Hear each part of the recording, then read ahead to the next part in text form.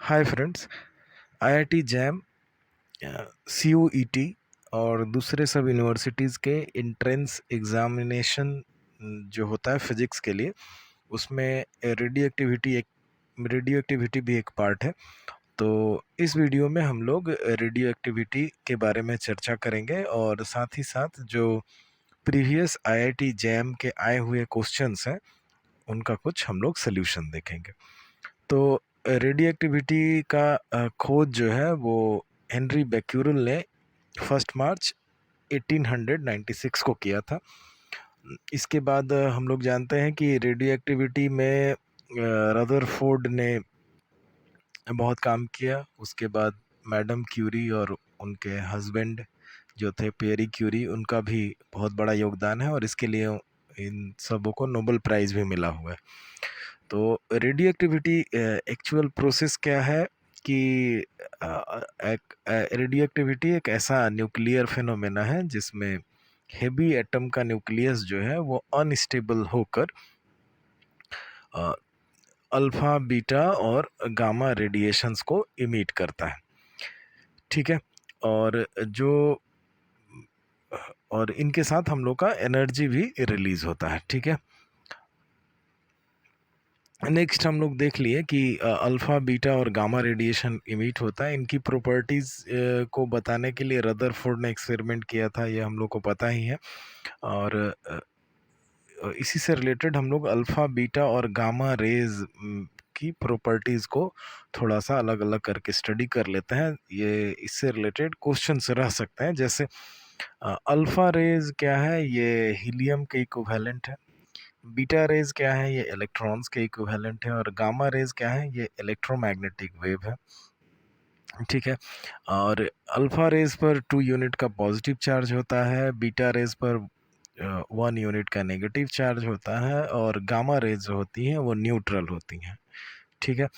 Ionisation power देख लेते हैं। आयोनाइजेशन पावर मतलब अगर इन जो रेज हैं, जो बीटा रेज, अल्फा रेज और गामा रेज, इनको अगर किसी गैस से पास कराया जाए तो गैस आयंस में कन्वर्ट होती है, और वो कितना अमाउंट में होंगी इसी को उसका आयोनाइजेशन पावर कहेंगे। जैसे इनका आयोनाइजेशन पावर जो है वो 100 times greater than beta raise है और 10,000 times greater than gamma rays है, अल्फा रेज का। हाँ, इनका बीटा के अल्फा के रिस्पेक्ट में लो होता है और इनका बहुत ही कम होता है। पेनिट्रेटिंग पावर देखा जाए मतलब भेद करने का क्षमता, कोई मटेरियल है उसको वो कितना अंदर तक भेद कर सकते हैं, कितना अंदर तक मटेरियल के जा सकते हैं। तो इनका पेनिट्रेटिंग पावर लो होता है अल्फा का। बीटा का अल्फा से थोड़ा सा ज़्यादा होता है और गामा रेज का सबसे ज़्यादा होता है। अब हम लोग देख रहे हैं effect on electric and magnetic fields. तो ये लोग इलेक्ट्रिक और मैग्नेटिक फील्ड दोनों से डिफ्लेक्टेड होते हैं फ्लेमिंग्स लेफ्ट हैंड रूल को फॉलो करके। ये भी इलेक्ट्रिक और मैग्नेटिक फील्ड से अफेक्टेड होते हैं। ये इलेक्ट्रिक और मैग्नेटिक फील्ड का इन पर कोई असर नहीं पड़ता है क्योंकि ये न्यूट्रल रेज हैं। ठीक है। इनका स्पीड जो होता है वो 1/10 to 1/20 टाइम्स होता है स्पीड ऑफ लाइट का। इसका थोड़ा उनसे ज़्यादा 9/10 times of speed of light का होता है। और इनका स्पीड जो है वो एकदम लाइट के स्पीड के बराबर होता है, गामा रेज का। ठीक है। तो ये कुछ प्रॉपर्टीज का कंपैरिजन गया।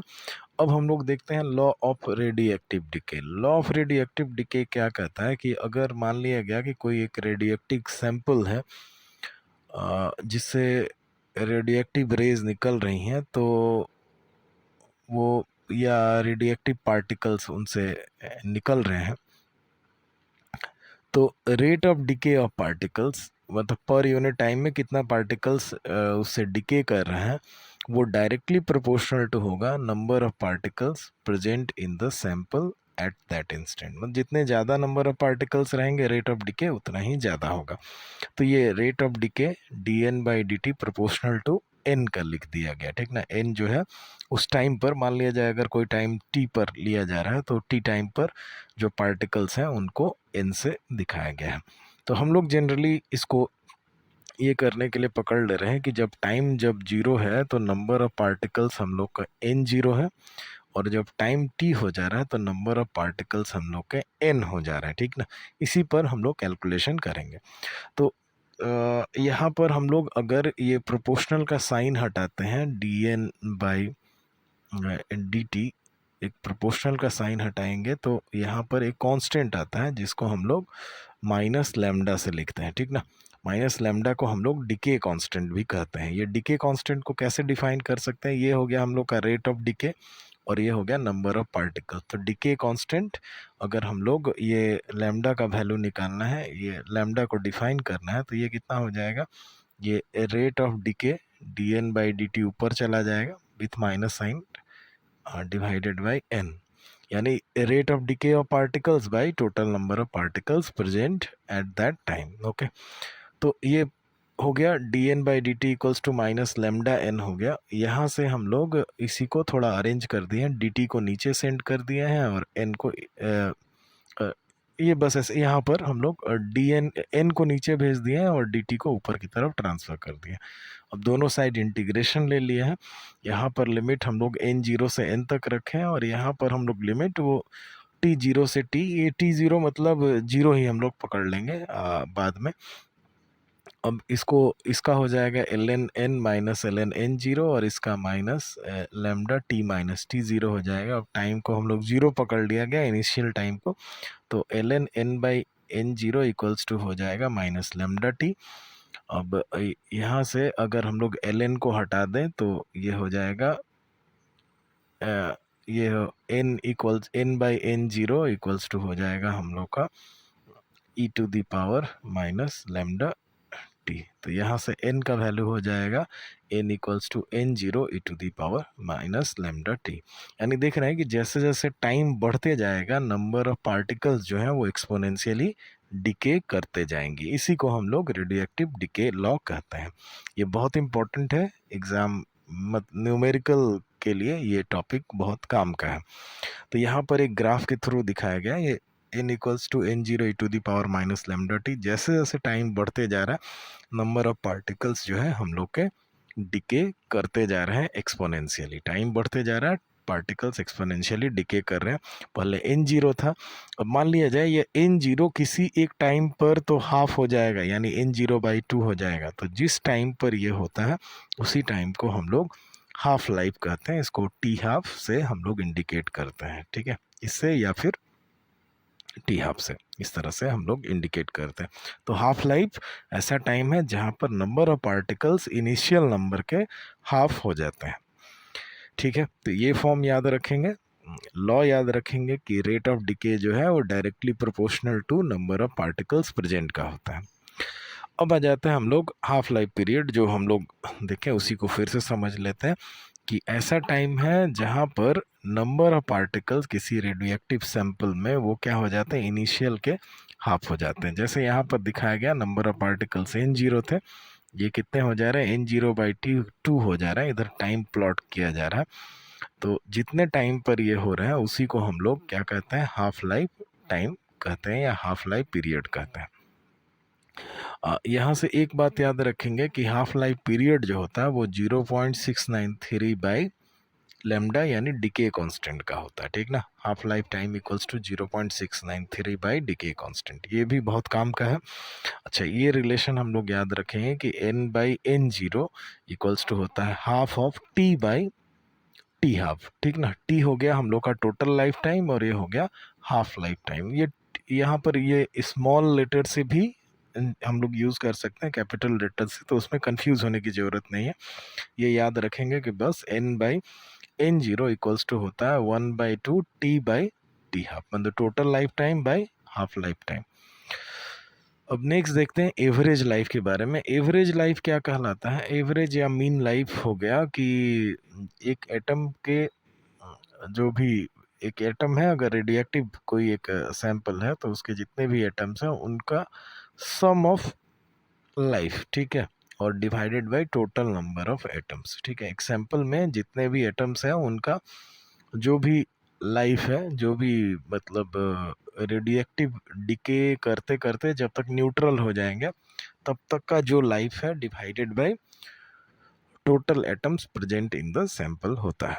अच्छा, ये एवरेज लाइफ या मीन लाइफ इक्वल्स टू होता है 1 लैम्डा के बराबर, यानी 1 डीके कांस्टेंट के बराबर। और हाफ लाइफ के साथ इस तरह से रिलेटेड है कि हाफ लाइफ इक्वल्स टू होता है 0.693 into average life. Half life equals to 0.693 by average life, ठीक है, 0.693 इंटू एवरेज लाइफ, ठीक है। तो ये हाफ लाइफ और एवरेज लाइफ का रिलेशन हो गया। अब आ जाते हैं रेडियो एक्टिविटी की यूनिट्स के बारे में। तो इसका सबसे कॉमन जो यूनिट है रेडियो एक्टिविटी का वो है क्यूरी, और ये एक क्यूरी बराबर होता है 3.7 इंटू 10⁻10 डिसइंटीग्रेशन पर सेकेंड के बराबर में, ठीक है। 3.7 इंटू 10⁻10 डिसइंटीग्रेशन पर सेकेंड, या 3.7 इंटू 10⁻10 बैक्यूरल के बराबर होता है। बैक्यूरल ऐसा यूनिट है, एक बैक्यूरल का मतलब होता है 1 रेडियो एक्टिव डिके पर सेकेंड। अगर कोई सैंपल एक सेकेंड में एक रेडियो एक्टिव डिके करता है, एक पार्टिकल उससे कमता है, तो उसका रेडियो एक्टिविटी जो है वो 1 बैक्यूरल कहलाएगा, ठीक ना। 1 बैक्यूरल को अगर क्यूरी में कन्वर्ट किया जाए तो ये होता है 2.703 इंटू 10⁻11 क्यूरी। तो ये कुछ हो गए हम लोग के रेडियो एक्टिविटी के यूनिट। अब नेक्स्ट हम लोग देखते हैं एक्टिविटी के बारे में, थोड़ा समझते हैं एक्टिविटी क्या है। तो एक्टिविटी क्या कहलाता है कि कोई सी भी एक रेडियो एक्टिव सैंपल से जो rate of decay of particles है उसी को हम लोग उसका एक्टिविटी कहते हैं, ठीक ना। यानी rate of decay of particles यानी dN/dt। अगर मान लिया जाए कि हम लोग वो n पकड़ रहे थे, नंबर ऑफ पार्टिकल्स, तो dN/dt को ही हम लोग क्या कहेंगे, एक्टिविटी कहेंगे। ये होता है लैम्डा इंटू n के इक्वल होता है, ठीक है, लैम्डा इंटू n के इक्वल होता है, ये याद रखेंगे। अच्छा, ये बात याद रखेंगे, जैसे रेडियो एक्टिविटी में number of particles initial number of particles से जिस तरह से बिलोंग करते हैं, एक्टिविटी भी उसी तरह से बिलोंग करता है। ए इक्वल्स टू A0 e⁻⁻λt। और जैसे नंबर ऑफ पार्टिकल्स के लिए हम लोग रिलेशन देखें कि n/n0 इक्वल्स टू हाफ का power total life time by half life time, तो उसी तरह से यहाँ पर भी initial final activity by initial activity equals to half total life time by half life time, ठीक है। तो अच्छा, यहाँ से एक और बात ये समझ के रखेंगे कि ये रिलेशन से हम लोग आगे की तरफ बढ़ते हैं। a equals to A0 e⁻⁻λt है, तो दोनों को अगर एक साइड कर लिया जाए A0 को, तो ये हो जाएगा A/A0 इक्वल्स टू e⁻⁻λt। अब बोथ साइड हम लोग लॉग ले लेते हैं, ln ले लेते हैं, तो बोथ साइड ln ले लेंगे तो यहाँ से e⁻ हट जाएगा, तो ये मिलेगा। अब इसको हम लोग रिवर्स कर लेते हैं, मतलब नीचे वाले को ऊपर, ऊपर वाले को नीचे, तो माइनस हम लोग का बैलेंस हो जाएगा। तो इतना इक्वल्स टू हो गया लैम्डा टी, और तो लैम्डा इक्वल्स टू हो जाएगा 1/2 टी इंटू ln A0/A। यहाँ पर टी क्या है, टोटल लाइफ टाइम है, A0 इनिशियल एक्टिविटी है, और A है हम लोग का फाइनल एक्टिविटी। अब हम लोग थोड़ा सा ले रहे हैं सोडी-फाजन्स लॉ। ये लॉ क्या कहता है कि जनरली रेडिएक्टिव ट्रांसफॉर्मेशन होता है, मतलब एक एक रेडिएक्टिव एलिमेंट जब दूसरे में कन्वर्ट होता है तो अल्फा और बीटा पार्टिकल्स का इमिशन होता है एटम्स के द्वारा। तो जब पार्टिकल अल्फा, जब कोई एक रेडिएक्टिव एटम अल्फा रे इमिट करता है तो एक नया एटम फॉर्म होता है, और जिसका मास नंबर इनिशियल से 4 यूनिट कम और एटॉमिक नंबर इनिशियल से 2 यूनिट कम होता है, ठीक है। यहाँ पर जैसे एग्जाम्पल दिया हुआ है कि यहाँ से अगर अल्फा डिके हो रहा है, इससे इससे अल्फा डिके हो रहा है, तो नया एलिमेंट फॉर्म हो रहा है जिसका मास नंबर देखा जाए तो 4 यूनिट कम है, और एटॉमिक नंबर जो है वो 2 यूनिट कम है, ठीक है। और ये हो गया हम लोग का अल्फा पार्टिकल। स्टार्टिंग में ही पढ़े कि alpha particles are equivalent to helium atom. अच्छा, अब देख लिया जाए कि अगर रेडियो एक्टिव जो एटम है उससे एक बीटा पार्टिकल इमिट होता है, तो यहाँ पर भी नया एलिमेंट बनता है। यहाँ पर जो मास नंबर है वो सेम का सेम रहता है, लेकिन एटॉमिक नंबर जो है एक 1 यूनिट इंक्रीज कर जाता है, ठीक है। मास नंबर सेम का सेम रहेगा, लेकिन एटॉमिक नंबर 1 यूनिट इंक्रीज कर जाएगा। यहाँ पर देख ही रहे हैं कि इलेक्ट्रॉन का होता है जो beta particle equivalent two electron होता है -1 E0। तो बैलेंस करने के लिए 92 बैलेंस अगर हम लोग देखा जाए तो ये हो जा रहा है हम लोग का, इधर 92 है और इधर कितना 93 -1 करेंगे तभी जाके 92 होगा, तो इस हिसाब से। अच्छा, गामा पार्टिकल के डिके होने से कुछ चेंज नहीं होता है, लेकिन गामा पार्टिकल सबसे एंड में, मतलब जब कोई पार्टिकल एकदम रेडियो एक्टिविटी कैरेक्टर छोड़ के non radio activity character show करता है या नॉन रेडियो एक्टिव एलिमेंट में कन्वर्ट होने का कोशिश करता है, तब एंड में, यानी कोई एक न्यूक्लियर रिएक्शन के एंड में गामा पार्टिकल्स रिलीज होता है और ये टोटली एनर्जी लेकर रिलीज होता है, और जो मटेरियल है वो जनरली नॉन रेडिएक्टिव सब्सटेंस में कन्वर्ट हो जाता है। ठीक है, तो ये हम लोग याद रखेंगे। ठीक है, यहाँ पर ये थोड़ा सा गड़बड़ दिया हुआ 92 यूरेनियम 235, यहाँ पर भी 92 यूरेनियम 235 ही होगा, बस ये गामा जो है वो एनर्जी लेकर निकल जाएंगे। ठीक है। अच्छा, नेक्स्ट अब देखते हैं लॉ ऑफ सक्सेसिव डिसइंटीग्रेशन।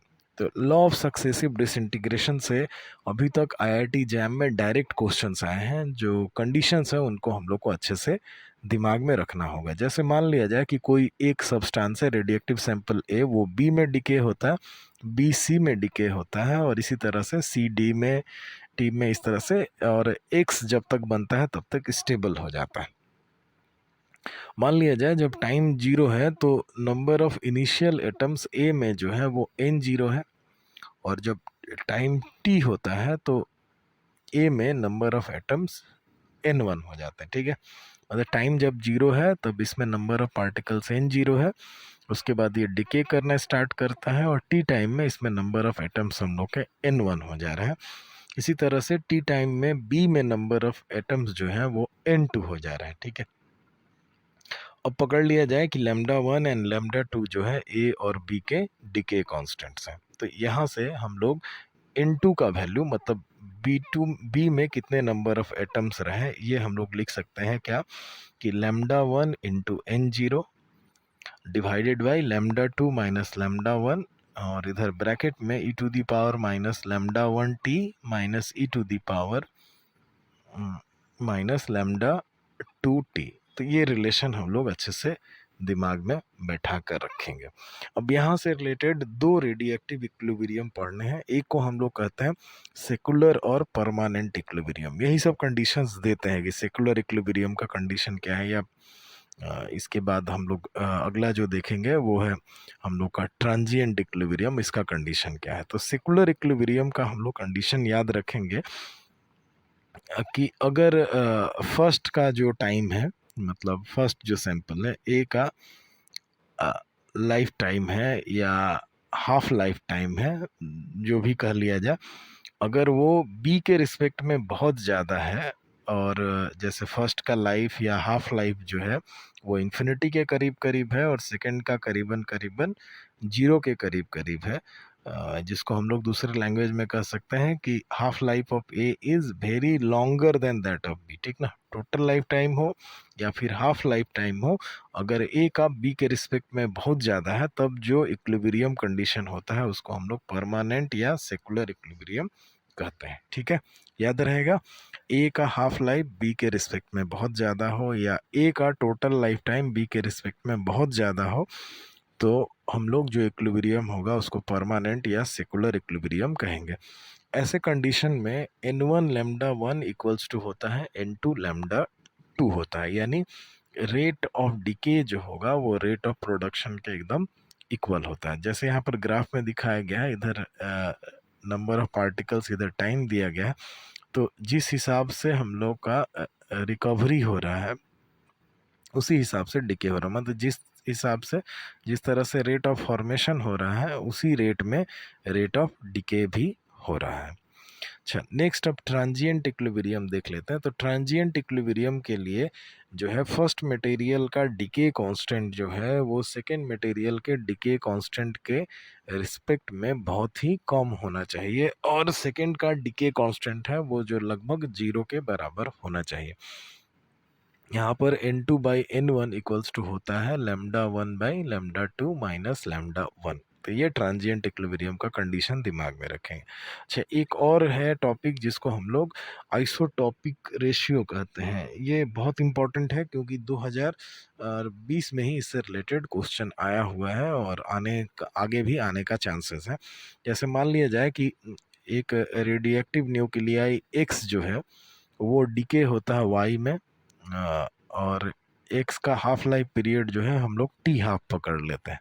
तो यहाँ से आइसोटोपिक रेशियो जो है वो किस तरह से डिफाइन किया जाता है, जैसे ये एक्स बाई वाई को ही हम लोग आइसोटोपिक रेशियो पकड़ लिया। आइसोटोपिक रेशियो जो होता है वो होता है n0 e to the power minus lambda t. यहाँ पर लैम्डा जो हो गया डीके कांस्टेंट हो गया और टी जो हो गया टोटल लाइफ टाइम हो गया। तो n0 by e to the power minus lambda t divided by n0 minus n0 e to the power minus lambda t. बस ये रिलेशन याद रखना है, n0 into e to the power minus lambda t divided by n0 minus n0 e to the power minus lambda t. तो ये इसको हम लोग आइसोटोपिक रेशियो कहते हैं, ठीक ना। ये कब होगा, जब एक्स और वाई जो है एक दूसरे के आइसोटोप्स होंगे तभी ये रेशियो होगा, ठीक ना। एक्स एंड वाई एक दूसरे के आइसोटोप होंगे, मतलब रेडियोएक्टिव डिके करने के बाद भी आइसोटोप का फॉर्मेशन हो रहा है, तब ये रिलेशन काम में आएगा। अच्छा, अब कुछ प्रीवियस ईयर्स के हम लोग क्वेश्चंस देख लेते हैं। जैसे फर्स्ट 2008 में क्वेश्चन आया है, ये अच्छे से ध्यान से समझते हैं। जैसे दिया है, the activity of a radioactive sample is decrease to 75% of its initial value after 30 days. Activities जो है वो इनिशियल वैल्यू का 75% हो जा रहा है 30 डेज में। तो half life of the sample निकालना है। यहाँ पर ये ln3 का वैल्यू और ln4 का वैल्यू दे दिया है। तो सबसे पहले हम लोग देखते हैं यहाँ पर क्या क्या दिया हुआ है। एक्टिविटी दिया है, टोटल टाइम दिया है, हाफ लाइफ निकालना है। तो हम लोग ये एक रिलेशन यहाँ पर समझे, देखें हम लोग कि ये वाला रिलेशन देखा गया। यहाँ से हम लोग चाहें तो टोटल टाइम दिया हुआ है, एक्टिविटी दिया है, तो लैम्डा निकाल सकते हैं। अब लैम्डा पता चल जाएगा तो टी हाफ हम लोग जानते हैं कि 0.693 बाई लैम्डा होता है। तो बस यही काम हम लोग को यहाँ पर कर देना है। तो सबसे पहले हम लोग देखते हैं एक्टिविटी क्या है।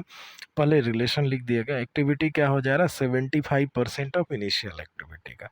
तो परसेंटेज को हम लोग नंबर में कन्वर्ट कर दिया। यहाँ से अब लैम्डा निकाल लेंगे। टोटल लाइफ टाइम 30 दिया है, ln a0 का वैल्यू ऐसे रहने दिया गया और a का वैल्यू 3/4 a0 रख दिया गया। अब इसको ln4 माइनस ln3, ln4 का वैल्यू हम लोग का दिया हुआ है 1.4 और ln3 का वैल्यू 1.1 ये रख दिया। तो इसको सॉल्व करेंगे तो 1/1000 हो जाएगा, 100 हो जाएगा, ठीक ना। तो हाफ लाइफ टाइम कितना 0.63 बाई लैम्डा, तो 0.693 और लैम्डा का वैल्यू ये रखेंगे तो 1/100 यानी 100 ऊपर चला, तो करीब करीब 69 डेज के बराबर बराबर हम लोग का आ जाएगा। तो ये इजी क्वेश्चन है, इम्पॉर्टेंट भी है, अच्छे से इसको प्रैक्टिस कर लेंगे, ठीक है। नेक्स्ट देखते हैं अब ये क्वेश्चन। इस तरह के क्वेश्चन, ये जो 2012 का क्वेश्चन है, इस तरह के क्वेश्चन बहुत बार आए हुए हैं, तो अच्छे से समझते हैं कि यहाँ पर दिया है 27CO60, 2760 जो कोबाल्ट है उसका हाफ लाइफ टाइम जो है वो 2ln2 इंटू 10⁸ सेकेंड है। Activity of 10 gram of 27CO60 in disintegration पर सेकेंड। तो उसका एक्टिविटी निकालना है। तो एक्टिविटी का हम लोग फॉर्मूला देखें कि A इक्वल्स टू होता है कितना, dn by dt equals to lambda into n, ठीक है। तो इसी रिलेशन से हम लोग इजीली निकाल पाएंगे, क्योंकि यहाँ पर हम लोग को हाफ लाइफ दिया है तो लैम्डा चला आएगा, और ये जो बाकी जो डिटेल दिए हमें उससे हम लोग का n का वैल्यू पता चल जाएगा, ओके। तो सबसे पहले हम लोग एक्टिविटी का रिलेशन लिखते हैं। लैम्डा का value 0.693 by half life time, ये हो गया। अच्छा, अब n का वैल्यू कैसे निकालेंगे? तो सबसे पहले n का वैल्यू हम लोग निकालने के लिए, n मतलब हो गया total number of particles in the sample. कितने यहाँ पर कितना ग्राम दिया है? 10 ग्राम। तो सबसे पहले इसको इसको मोल्स में कन्वर्ट करेंगे, तो 10 ग्राम हो गया इसका वेट, और डिवाइडेड बाय मॉलिक्यूलर वेट। तो मॉलिक्यूलर वेट कितना दिया है? 60, यानी ग्राम मॉलिक्यूलर वेट। तो given weight by molecular weight, ये नंबर ऑफ मोल्स हो गया, और इसमें 6.023 मतलब एवोगैड्रो नंबर से 023 इंटू 10⁻23 से मल्टीप्लाई कर देंगे, तो ये टोटल हम लोग का n का वैल्यू पता चल जाएगा।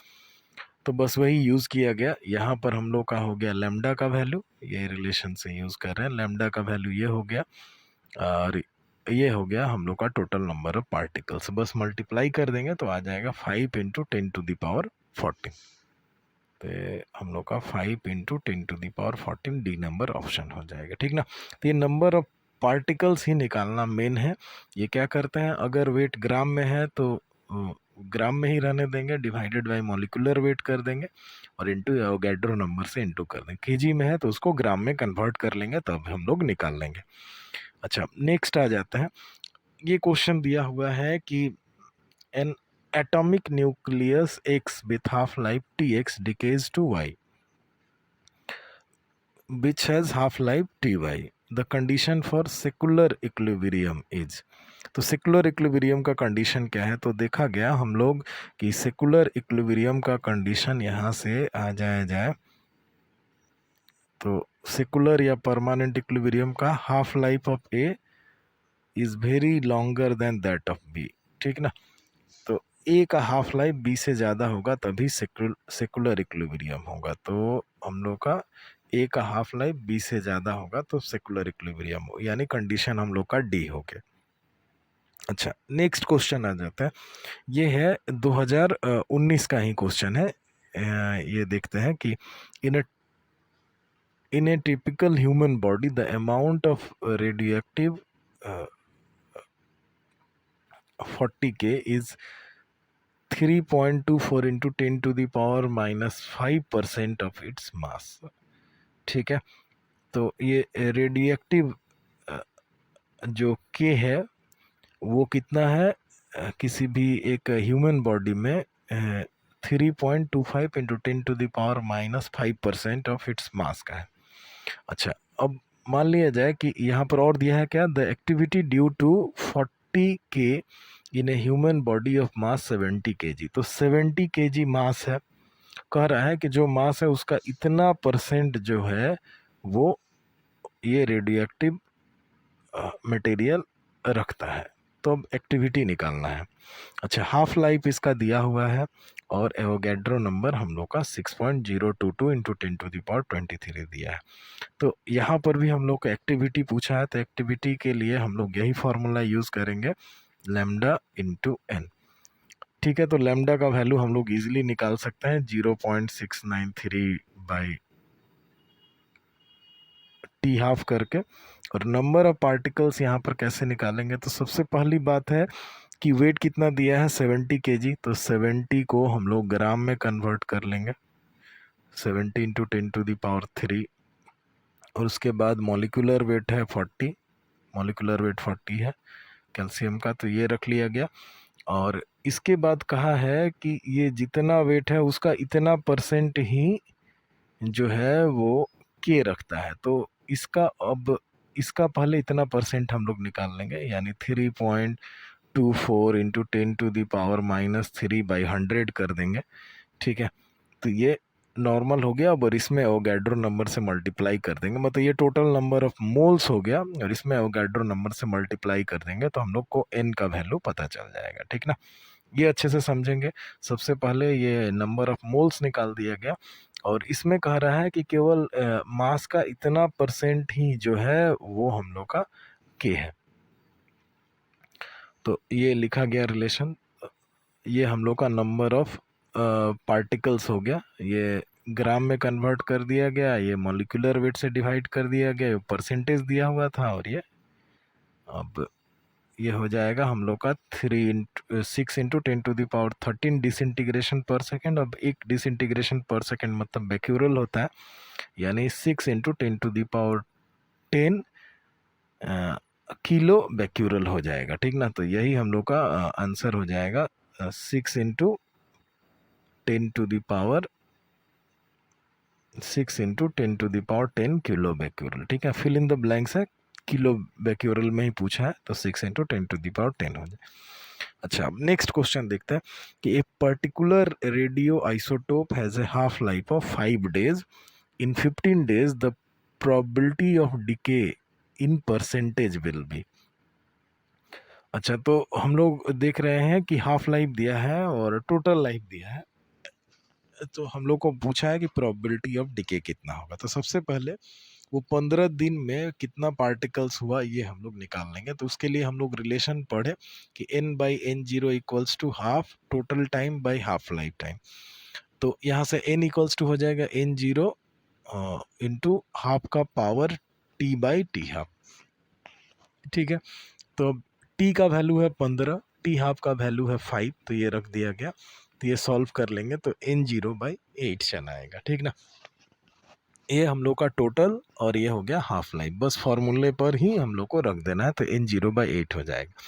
और प्रोबेबिलिटी ऑफ डिके कितना हो जाएगा, देखिए इनिशियल n0 है, final number of particles n होगा, डिवाइडेड बाय n0 इंटू 100, ये परसेंटेज में चला आएगा। तो अब हम लोग n0 माइनस n/n0 करते हैं, तो कितना चला आएगा, ये इजीली हम लोग ये इसको अगर हम लोग लेकर ऑपरेट करें तो n0 से n0 कैंसिल हो जाएगा, ये n/n0 हो जाएगा। तो ये 1 माइनस, अब n के जगह पर n0/8 रखेंगे तो खाली 1/8 यानी 7/8 इंटू 100 यानी 87.5% हो जाएगा, ठीक ना। तो ये भी बहुत इजी है, अच्छे से समझ के रखेंगे। नेक्स्ट 2020 का क्वेश्चन देख रहे हैं कि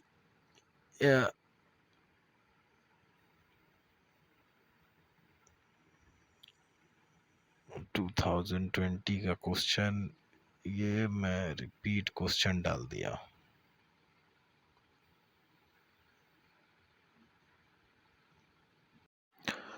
अब 2020 के क्वेश्चन को देख लेते हैं। ये क्वेश्चन था कि the radioactive nuclei 40K decays to 40 AR with a half life of 1.25 into 10 to the power 9 years. The 40K by 40 AR isotopic ratio for a particular rock is found to be 50। तो ये इसमें decay होता है, half life इतना है। इन दोनों का isotopic ratio जो है वो 50 दिया है। और एज ऑफ रॉक अगर है m into 10 to the power 7 years, तो m का वैल्यू बताना है कितना होगा 2 डेसिमल प्लेसेस में। तो ये फॉर्मूला हम लोग देखे हैं, हम लोग के 40/A40 के जो आइसोटोपिक रेशियो है उसको कैसे एक्सप्रेस कर सकते हैं कि n0 e to the power minus lambda t by n0 minus n0 e to the power minus lambda t, इसका वैल्यू दिया है 50। अब इसको सॉल्व करके हम लोग e to the power minus lambda t का वैल्यू निकालेंगे। सॉल्व कैसे करेंगे हम लोग, बस cross multiplication, simple. n0 e to the power minus lambda t equals to हो जाएगा हम लोग का 50 into n0 minus n0 e to the power minus lambda t, ठीक है। ये क्रॉस मल्टीप्लिकेशन कर लिया, सॉल्व कर लेंगे और उसके बाद सॉल्व करने के बाद हम लोग देखेंगे तो e to the power lambda t का वैल्यू हो जाएगा 51/50 यानी 1.02। अब दोनों साइड ln ले लेंगे तो हम लोग का ln खाली लैम्डा टी इक्वल्स टू हो जाएगा ln 1.02 हो जाएगा। तो यहाँ से अगर t का वैल्यू निकाला जाए तो ये हो जाएगा 1/λ इंटू ln 1.02। अच्छा, अब लैम्डा हम लोग का दिया हुआ है, हाफ लाइफ टाइम दिया हुआ है, तो लैम्डा निकाल सकते हैं। लैम्डा इक्वल्स टू हो जाएगा 0.693 by half life, 0.693 by half life कर देंगे तो वही वैल्यू इधर की तरफ पुट कर दिया गया 0.693 बाई हाफ लाइफ और ln 1.02। 02। अब इसको सॉल्व कर लेंगे तो ये 3.57 इंटू 10⁻7 ईयर्स के बराबर हो जाएगा। तो यानी हम लोग का ये m इंटू 10⁻7 दिया है, तो m का वैल्यू हो जाएगा 3.57। तो ये अच्छे से समझ के रखेंगे। तो यही टॉपिक हम लोग के कुछ थे रेडी एक्टिविटी में, और ये क्वेश्चंस कुछ आए हुए हैं। इन सब टॉपिक्स को हम लोग अच्छे से दिमाग में रखेंगे। जनरली ये इक्विलिब्रियम का कंडीशन दिया हुआ है, और उसके बाद हम लोग देखें एक्टिविटी से रिलेटेड क्वेश्चंस ज़्यादा आए हुए हैं इन सब फार्मूलाज से, तो इनको अच्छे से दिमाग में रखेंगे। थोड़ा बहुत हम लोग हाफ लाइफ टाइम और टोटल लाइफ टाइम का जो रिलेशन है वो सब दिमाग में रखेंगे। रेडियोएक्टिव डिके लॉ को दिमाग में रखेंगे, तो हम लोग का मैक्सिमम काम हो जाएगा। ठीक है, तो इस वीडियो में बस इतना ही, फिर जल्दी हम लोग अगले वीडियो में मिलते हैं। Thank you.